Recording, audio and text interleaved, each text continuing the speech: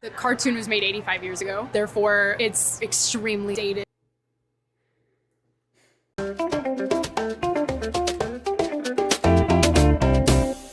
Hi, I'm Lulu and welcome to my channel. I've been finding myself, as of late, greatly annoyed at modern culture's condemnation of fairy tales and folklore.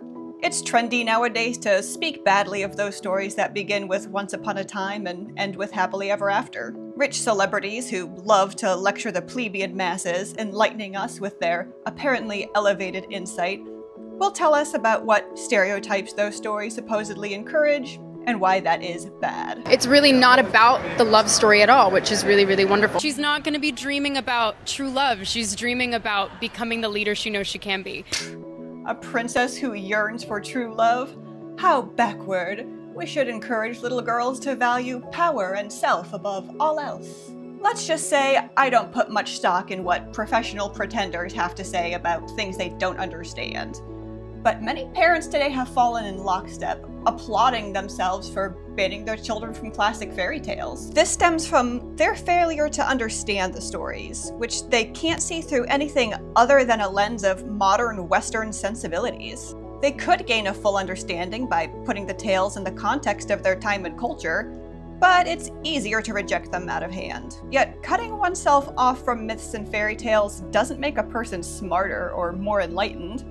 Quite the opposite. These fairy tale naysayers know big bad wolves can't dress up as grannies to fool children, so they write off the story as trite and outdated. Those who understand the stories, however, know what the wolf represents and have learned to recognize him in his benign disguise. As Andrew Lang said in Modern Fairy Tales, the old fairy tales, which a silly sort of people disparage as too wicked and ferocious for the nursery, are really full of matter, and unobtrusively teach the true lessons of our wayfaring in a world of perplexities and obstructions. Does that mean your 4-year-old niece understands the cultural nuances and deep complexities of ancient folklore?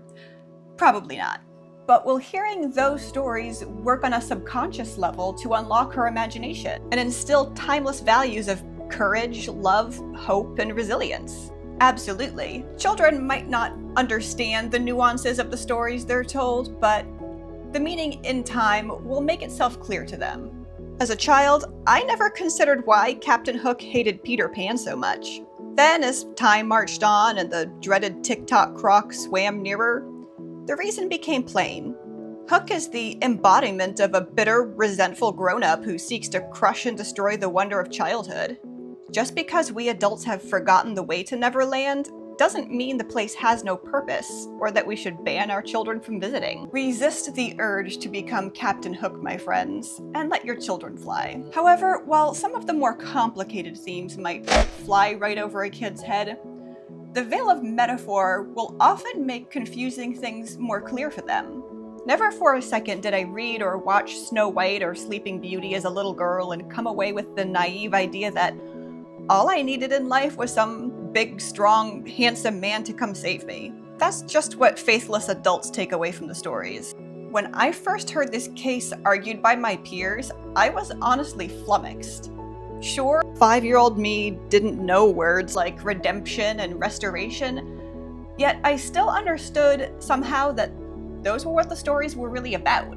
But in their detrimental practicality, adults see the kiss at the end of a fairy tale as nothing more than the act of pressing one's lips against the lips of another, which somehow inexplicably heals wounds and breaks curses. Our grown-up minds have a habit of taking these events at face value, skipping over the significance of the motifs, and we can explain our rational positions easily. Children, however, understand these things a lot better, even if they can't explain them. But as an adult believer in fairy tales, I just might be able to. Take the aforementioned fairy tale kiss, for example. Love can, literally speaking, heal. No, my daddy's scratchy kisses didn't make my boo-boos all better when I was little, but his love and care healed a deeper part of me, far more vital than a skinned knee. Likewise, the final kiss I gave him didn't magically wake him from his coma, nor did I ever expect it to. But it did begin healing a deep wound on my heart left by his absence. This same power is what causes elderly people in retirement homes to fare better and live longer when they have family and friends who frequently visit. as opposed to those who are left alone in a sterile room to die. It's why those with depression shouldn't remain by themselves, cut off from those who care about them. Because love heals. It breaks the curse of misery and hopelessness.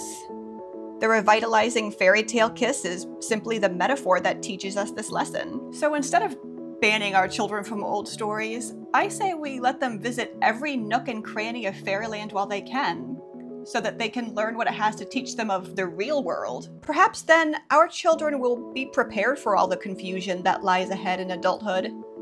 They'll be able to recognize the big bad wolf no matter how convincing a mask he wears. And they will understand that love is a far greater force than all the powers and principalities of this world's darkness. But that's just this reader's opinion. If you've got opinions of your own, go ahead and drop those in the comments. Like and subscribe for more content like this in the future, and I'll see you in the next video.